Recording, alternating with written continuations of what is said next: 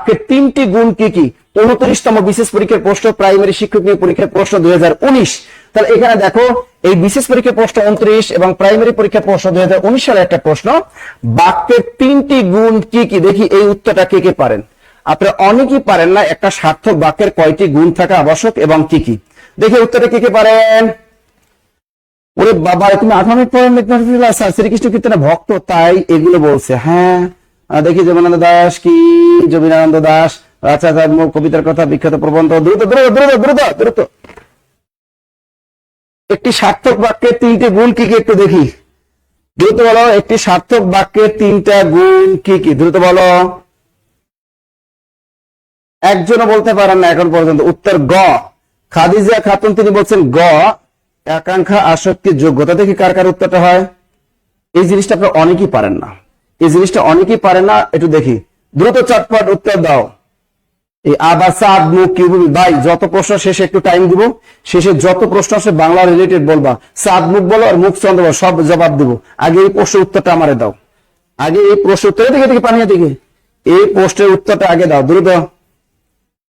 দেখি কে এই তিনটা যে পারবেন সে হলো হিরো। দ্রুত বলো। আচ্ছা, বাক্যের তিনটা গুণ কি কি একটু বলেন।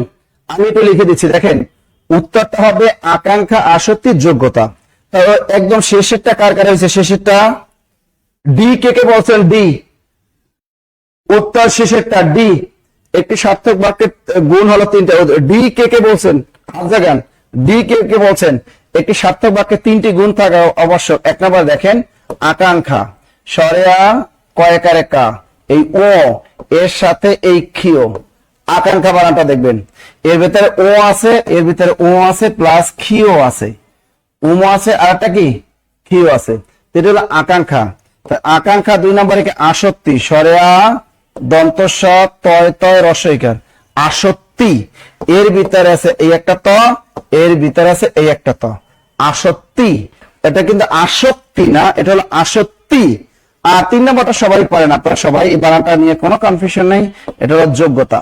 তা বাক্যের এক পদের পর আরেক পদ শোনার যে তীব্র ইচ্ছা তাকে আমরা আকাঙ্ক্ষা বলি, ঠিক আছে। আর আসক্তি কি? বাক্যের অর্থ সংগতি রক্ষার জন্য সুশৃঙ্খল পদবিন্যাসের নামই হলো আসক্তি, নট আসক্তি।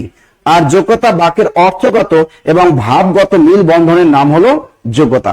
আর অর্থের সাথে একটা ভাবের একটা কি থাকতে হবে, একটা মিল থাকতে হবে, সেটার নাম হলো যোগ্যতা। তো সুতরাং উত্তরটা হবে ঘ হইল।